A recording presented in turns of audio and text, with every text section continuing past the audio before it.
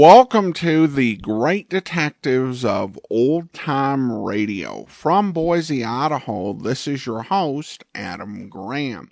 If you have a comment, email it to me, box13@greatdetectives.net. Follow us on Twitter at Radio Detectives and become one of our friends on Facebook. Facebook.com/Radio Detectives. I do want to encourage you to check out our other podcast. Among those that are out there, we do have The Amazing World of Radio at amazing.greatdetectives.net. And we've posted quite a few episodes this year, a total of 58, including tributes to Jack Webb and Olivia de Havilland and Kirk Douglas, as well as our summer series, Top Secret. We also had Easter specials, and you can expect some specials this holiday season. Just be sure to check it out, amazing.greatdetectives.net.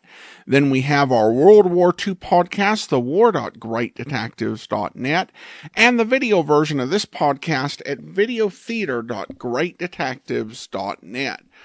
Well, today we're going to begin our journey through the Australian version of The Fat Man. The Fat Man was a popular American radio program that aired from 1946 to 1951 and starred J. Scott Smart as Brad Runyon. The concept of the character of the Fat Man was created by Dashiell Hammett, and essentially based on the character of the Continental Op, although with a few differences. Due to Hammett's ties to the Communist Party and some of the stuff that was going on with investigations in the States, the Fat Man became a victim of that, got canceled on radio, but it found new life in Australia as an Australian adaptation was done, broadcast by the Australian Broadcasting Corporation. The series starred New Zealand-born actor Lloyd Barrell as Brad Runyon. He was a very well-respected actor in Australia. He did a lot of radio work, a lot of stage work, and he was also in a lot of the movies that came out of Australia, like Long John Silver. Now, we've actually already played the American version of The Fat Man, though that was several seasons back, and I kind of decided to separate these series just so that people wouldn't judge the Australian version by the American version, because they are very, they're different series, but I think both have merits, and of course the writing is essentially the same. And this is actually a case where there are far more episodes of the Australian version in circulation than the American version. There are only 10 complete episodes of the American version and 36 of the Australian. Well, let's go ahead and we will have a listen to the very first episode of The Fat Man. And this episode originally aired on August the 19th, 1954, and the title is Murder Squares the Triangle. There he goes into that drugstore. He's stepping on the scales. Weight 239 pounds. Fortune, danger. Who is it? The Fat Man.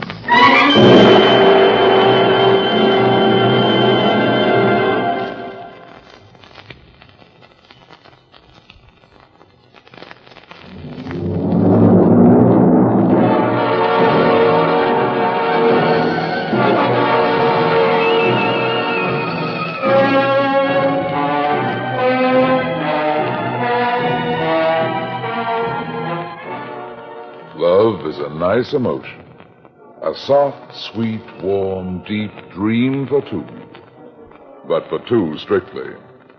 When comes a third dreamer latching his wagon to the lullaby train, the dream becomes a nightmare and has a nasty habit of turning into reality, the grim reality of murder.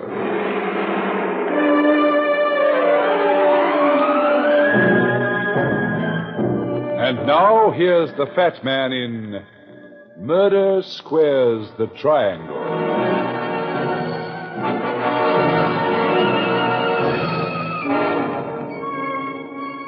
I was broiling myself a brace of double loin lamb chops when my doorbell rang at 6:30. I answered the door, and when she told me her name, I let the chops burn. Her husband, Mr. John C. Kinnard, was famous as a hot-headed but well-heeled gentleman who could write a check with 6 zeros. And I always say, rich or poor, it's good to have money. So I asked her in. You must excuse me for coming to your home, but it was urgent. You need a detective, Mrs. Kinnard? No, I need to get rid of one, Mr. Runyon. That could stand a little clarification. I know. The fact is this. My husband's hired a detective to follow me. It's John's considered opinion that I'm running around. And of course you're not. Of course I'm not. Believe me, my husband's attitude is completely without foundation. Okay. What is it you hope I can do for you? I want you to call this man off. The detective? Yes. Frighten him. Make him stop tormenting me. What method would you suggest? Oh, there must be a way of handling such a man. Mr. Runyon, if there isn't, I may not be alive tomorrow morning. You won't be alive? No. Why not? My husband, he'll kill me, Mr. Runyon. You're not straining your imagination, are you? Oh, I wish I were, but it's all real. The detective phoned me this morning. Phoned me and openly demanded that I give him $10,000 in cash, or else he's going to talk to John. What can he say? You told me there'd been nothing but sweetness and light. He's going to make up a lie, a hideous lie. Now, let me get this straight. He's manufactured a character, Mr. Runyon. Tim Foster, he calls him. Timothy J. Foster. And he swears he's going to hand John a report to the effect that he spied on Mr. Foster and me under very compromising circumstances. I can't imagine a man like John C. Kinnard falling for a gag like that. But the awful thing is he will. Without investigating? He'll shoot first and investigate later. What's the matter with him? We all have our diseases, I suppose, and jealousy is John's. A thing like this is all he needs to turn into a raging lunatic. You've got to help me, Mr. Runyon. You've got to do something. Okay. What's the detective's name? Tanley. Fritz Tanley? That cheap bloodsucker. You know anything about him, Mr. Runyon? Plenty. What? Nothing I'd care to mention in mixed company, Mrs. Kinnard.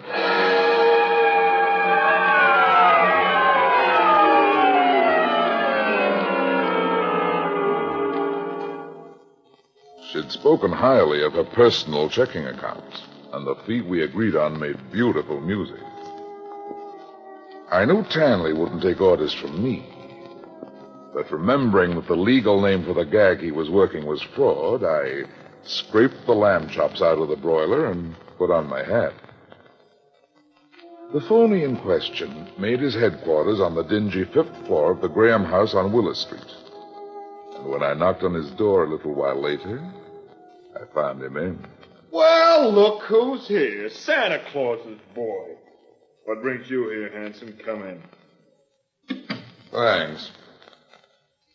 Word is that you want to cash in big on a little game of tag you're working for Mr. John Kinnard.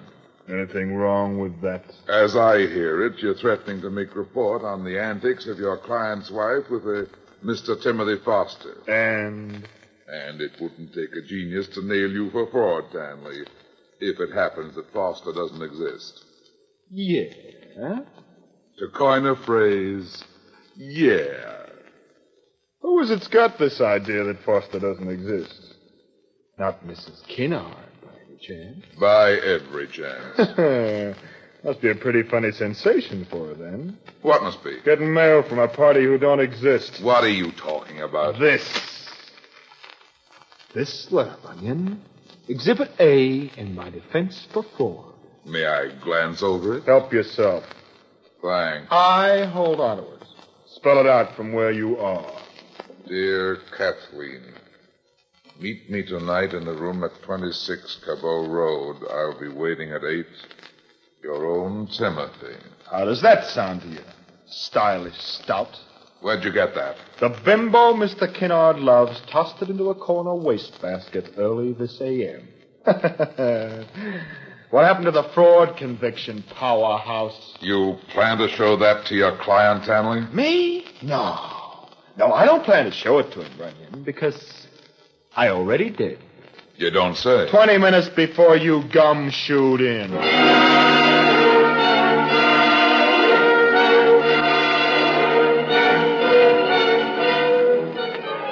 My watch said 7:45. To Mrs. Kinnard, I owed nothing except a loaded cigar. But I knew that if she kept that 8 o'clock appointment, there'd be more fireworks than a Chinese New Year. So I left my gruesome brother detective, grabbed a taxi, and gave the address on Cabot Road. My watch showed a shade after the hour as I got out of the cab and rang the bell. I'd rung it 3 times before I saw the door was off the latch. So I went in. Timothy! Timothy, no! No!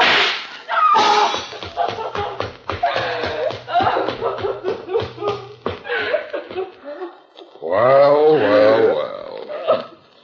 Looks like an early 4th of July. I'm Brad Runyon, Mrs. Kinnard. Remember me? Who's the man on the floor? It's my husband. Your husband? Yes.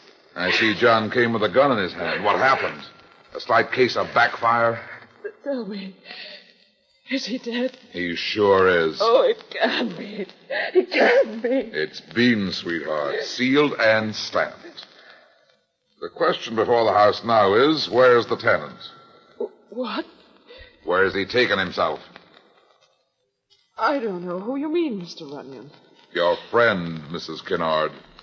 My friend. The reference is to Timothy Foster. I told you this morning, Mr. Runyon, there's no such person as... You can cancel that speech, sweetheart. As it happens, I heard you screaming his name when I opened the front door. You did? Clear as a bell. Now, where is Foster? Who's Foster, Mr. Runyon? The man who was here with you when your husband walked in, Mrs. Kinnard. The man who shot first without waiting to be shot at, and then took a 2-story leap into the hydrant just through this window here. Really? Where will I find him? Tell me, or I promise you, pretty as you look, you'll hang as high as a Christmas goose. You know you're less attractive when you scowl. Where's Foster? Where does he live? What is it you two are making here, mister? Huh? Oh, who are you? Me? Ederson. Janitor. I think was maybe from here a big noise, no? Reasonably big. The man on the floor is only dead. Yeah? Yar. What do you know about Mr. Foster? Mr. Foster? The man you rented this room to, remember? I not rent rooms. Not no tenants. My place is in the basement. Somebody rents these rooms. Who is it? Mrs. Heufels. She rents them. And where is she? She's on trip away to her mother's. When does she get back? Tell me she come home tomorrow at 12 o'clock. Well, that's the ball game, Mrs. Kinnard. What do you mean? I mean, you may as well open up. Mrs. Heufels is going to keep no secrets.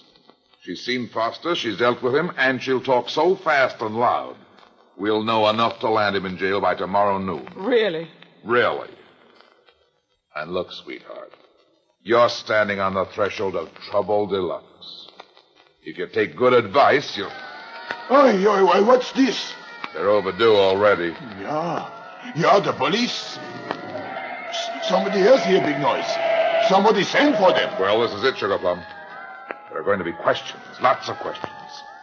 There could even be confusion. You're so efficient. You're pretty, too, but this is no time for orchids. John C. Kinnard was a mogul in this man's town, and his murder won't go unsung.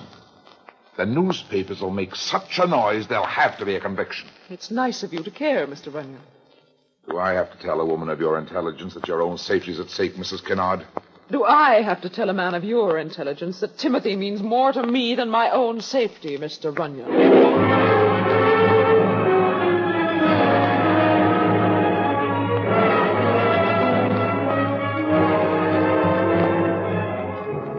And so it stood. didn't bat an eye when the minions of the law crashed in, looked over the room, and took it to headquarters. But half an hour later, after a phone call, there was an attorney in Mrs. Kinnard's detention cell with a writ of habeas corpus and $50,000 in bail money. While they'd held her, they'd gotten strictly nothing out of her. And all Lieutenant Mackenzie knew about Mr. Timothy Foster was his name.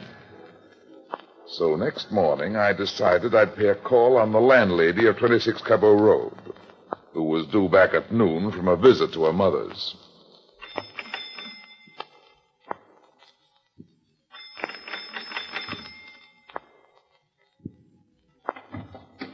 Yes? Mrs. Heufels? What is it you want? Like everybody else in town, I'm interested in last night's murder. Go away from here now and don't bother. You haven't started being bothered yet, Mrs. Heufels. Wait till the DA gets here. The DA? He's gonna come here? In time, and not a lot of time at that. He's bound to. But if we get together and have the right kind of talk, we might manage between us to keep the police away altogether. Oh. Come inside. Who are you? Private detective. What is it you want to know? All about him. Who?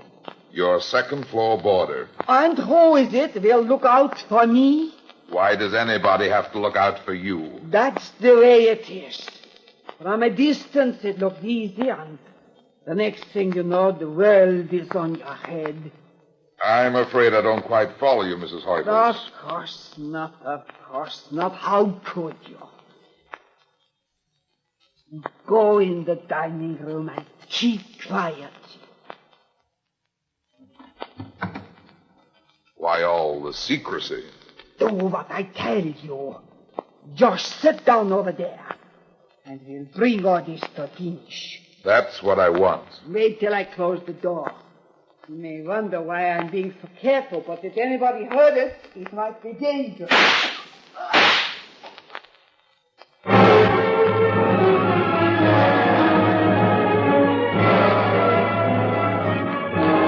The finish had come from an unexpected angle. A gunshot, sudden and deafening, from far down the long and dim-lit corridor. I was across the room in 2 strides, but already the hall was as empty as a fireplace in July. Mrs. Heufels stumbled forward and fell. She fell under a picture of herself on the wall. A picture taken when she was very young and very alive.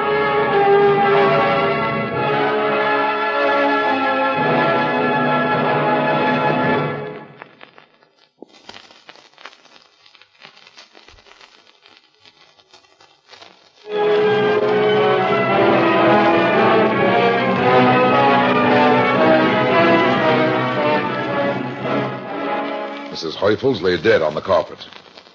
With her passing went my best hope for a fast finale to the Kinnard killing.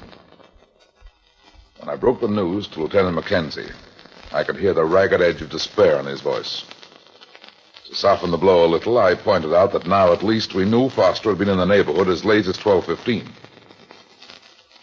After I hung up and sat a while in quiet speculation, my mind suddenly focused on a certain detective, a hard-bitten gent who had been overlooked. And as soon as the police arrived, I took my way once again to the Graham house on Willis Street. Beat it, Runyon. Take it easy, Tanley. Take it easy. I told you to beat it. Is that the way to talk to a friendly colleague? The friendly colleague will either take himself a walk... Go on in and sit down. What have you got with me, Powerhouse? Not much. Only a certain John C. Kinnard, who earned his money the hard way, might be alive today to enjoy it. If you hadn't stuck that note under his nose and let him go off on a rampage to get lead in his chest. I did what I was paid for. Why do you come off telling me my business? It just seems to me that a detective who actually spotted Foster with Mrs. Kinnard ought to have a pretty clear picture of what he looks like. Did you figure that all by yourself? With a minimum of prompting from the audience. You say you saw him, Tanley. And who's saying not? How often did you see him? Often. How close? Close enough to know. Then let's have it. He's about 6'1", brown hair, gray eyes, walks with a cane, and drives a black 41 Ford sedan. Thanks for the information, Tanley. I'll pass it along.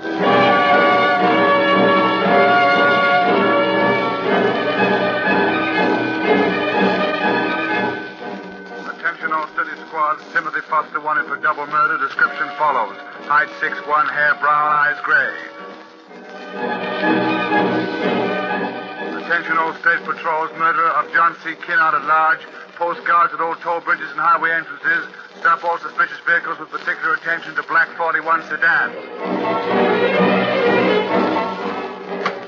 Attention all National Police Headquarters. Arrest on site Timothy J. Foster. Height 6'1", hair brown, eyes gray. Uses cane and drives 41 sedan. This man is a dangerous killer.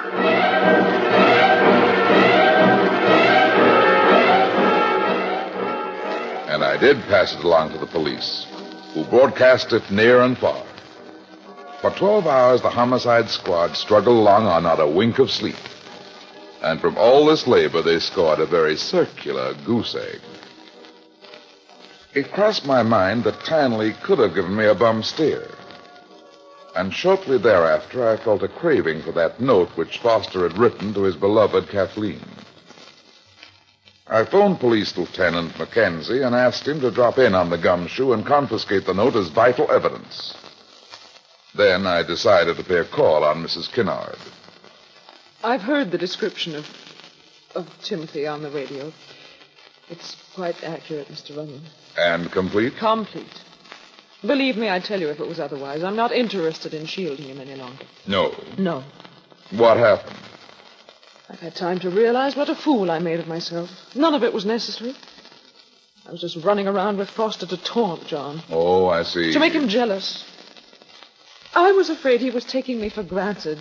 You see, I really loved my husband. That is news. He's gone now, and I can never undo what was done, but, well, I'm making every attempt to have deserved him. That's a little after the fact, Mrs. Kinnard. Tell me, how do you do such a thing? Well, for instance, his monument. I've written the epitaph myself, see? Here it is. What do you think of it? John C. Kinnard, a brave and generous soul, survived by his loving wife, Tina. Nice. Lovely. But who's Tina? Me. I thought your name was Kathleen. Oh, I was christened Kathleen, but to people who love me, I've always been Tina.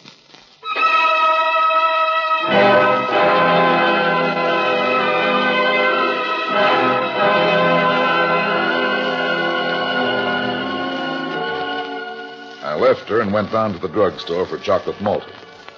Then, say 10 minutes later, I made a call to Mackenzie and asked him if he confiscated the note written by Foster arranging the fatal date with Mrs. Kinnard. He said he had. I then wanted to know if he had a handwriting expert on tap, someone who could not only analyze it, but write it. Again, the answer was yes.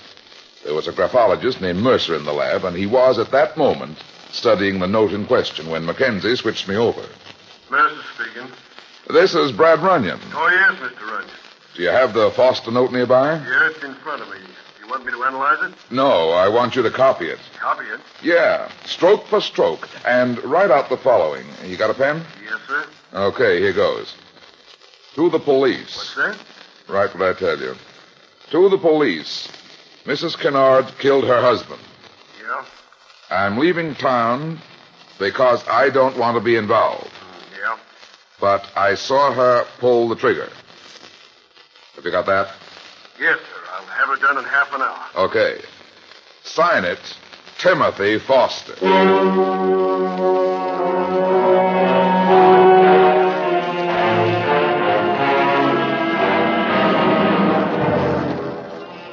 I went over to headquarters and arranged with Mackenzie to take out the little document. And then went calling on that gentleman of the old school, Fritz Tanley.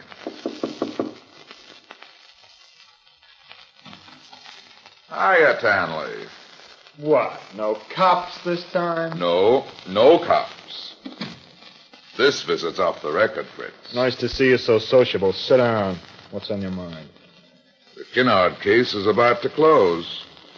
Huh? Thought you'd like to know. After all, you've been so close to it. What's the matter? Nothing. What should be the matter? You look surprised. After all, the case has got to close sometime. Who says not? Well? Well, what? What's the payoff? Who did it? A certain much-discussed bimbo. Mrs. John C. Kinnard. Who? Kathleen Tina, the dead man's wife. You must be nuts. Why, Fritzy? Well, I mean, how you figure? Oh, new piece of evidence clinched the deal. What piece of evidence? This note. Exhibit B. It is a note. To quote you, Fritzy, it is not a piece of veal. Can I see that? Sure, from where you're sitting. You're far-sighted. Spell it out. Mrs. Kinnard killed her husband. I'm leaving town because I don't want to be involved, but I saw her pull the trigger. Who wrote that? The signature's there. Timothy Foster. And the script is identical with the first note. The one about the date on Cabot Road. You can see now why I say the case is about to close, huh, Fritzy? Yeah. You're the first person to see this little billet doux. Where'd it come from? Under a sofa cushion in Foster's room at the boarding house. You found it, I take it? Who else? What kind of angle are you looking to cut here? Isn't it all too obvious? It's NG, Runyon. Why? Because she didn't kill Kinnard. You mean you don't think she killed Kinnard? That's right. I don't think she killed Kinnard. Okay, you have a right to your opinion, Stanley. But nevertheless, she's it. Wait a minute. For what? You can't pin a rap on her with that note, Runyon. Oh, I think I can. The DA is hungry for conviction, and so is McKenzie. Tina will do. What do you mean she'll do? I mean it has to be somebody, so it might as well be her. So long, Fritzy. Hey, wait. Listen. Mackenzie's waiting for me, Stanley. She's innocent. She didn't do it, I tell you. She didn't do it. I can make out a pretty nice case. She had motive and opportunity. What about the murder weapon? I've got that, too. Found it in the hydrangea bush outside the window. You're a liar, you dirty swine. What do you mean? You haven't got the murder weapon. Who says I have? I say you haven't. Why not? Because here's the murder weapon. Right here, fatso. And it's going to come in real handy again. What do you mean? To put a slug in a too-smooth operator. Me by name? Who else by name? Foster didn't write that note. You had it written. How can you be so sure? Foster could have written it, couldn't he? You know about a powerhouse. That I can see. You mean that there's no such person as Timothy Foster? Could that possibly be what you mean? Couldn't be that you invented him out of thin air to be a fall guy. Yeah, it could be. Could it be that you did more than trail Mrs. Kinnard? That you caught up with her, fell in love with her, and invented a man named Foster to lure Kinnard into the trap at 26 Cabot Road? It's possible. And it's what happened. Yes, it's what happened. You rented the room from Mrs. Heufels as Foster. And when she was about to talk, you killed her, cool and deliberate. So she wouldn't upset your dream of a blue heaven with Tina Kinnard and her husband's millions. Was that the play, Fritzy? Exactly, king size. And now, before we wind up your shining career, can I ask one? The floor is yours. How did you know all this? Just one of those nasty gags that nobody can count on did the trick, Fritzy. When you wrote that first fake love note from Foster to Mrs. Kinnard, you had him address her as Kathleen. And then today, unsolicited, the lady tells me that to people who love her, she's always Tina. You knew from that? From that, I started thinking. Not bad, Runyon. At my best, I'm very good. But not good enough to stick my girl with a trumped-up gimmick and get away with it. I never planned to stick her, Tanley. What do you mean? All this was to get you to hand out a confession. Confession? To Lieutenant McKenzie, who's standing on the other side of that door out in the hall.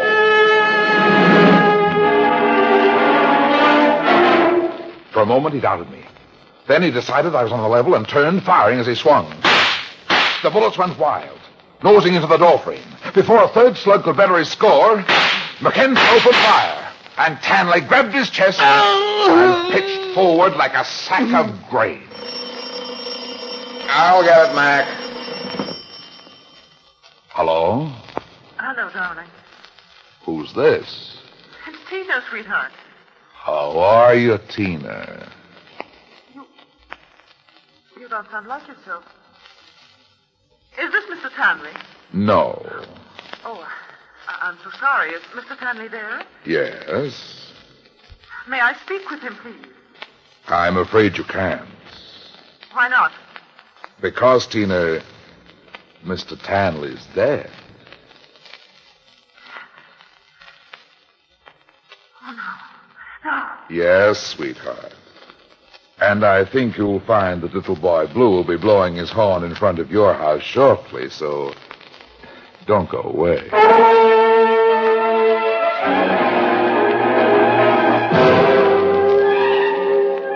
Mackenzie took over then. And as I left, he said little, but meant much. And he watched me descend as the wire cage elevator groaned me down to the lobby level. I went out in the street, and at the corner of 4th and Willis, there was a fruit stand with a pyramid of rosy wine saps, where I stopped and bought a sackful. Then I went on my way thinking that love is a nice emotion. A soft, sweet, warm, deep dream for two. But strictly for two. Strictly.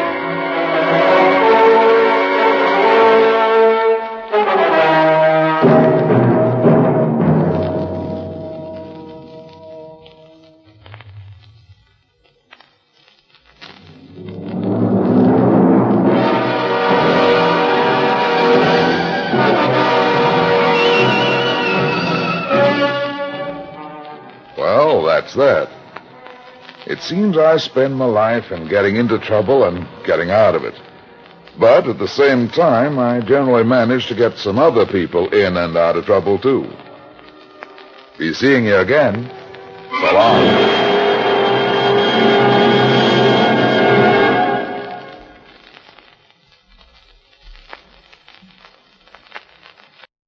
Welcome back. Well, the old policeman behind the door trick comes into play as we are able to wrap up the first case. Again, I think the writing, these are, essentially the same scripts that were performed in the U.S., and I think that they're pretty well performed. Lloyd Barrell does a really good job as Runyon. He may talk a little faster than J. Scott Smart, but I still think it works. Now, Barrell did actually have one son, Saban Lloyd Barrell, who is actually an actor currently, though according to his own bio, he didn't get started till later in life. So apparently had a varied career before going into acting. All right, I want to go ahead and thank our Patreon supporter of the day. Thank you to Peter, Patreon supporter since January, currently supporting us at the Shamus level of $4 or more per month.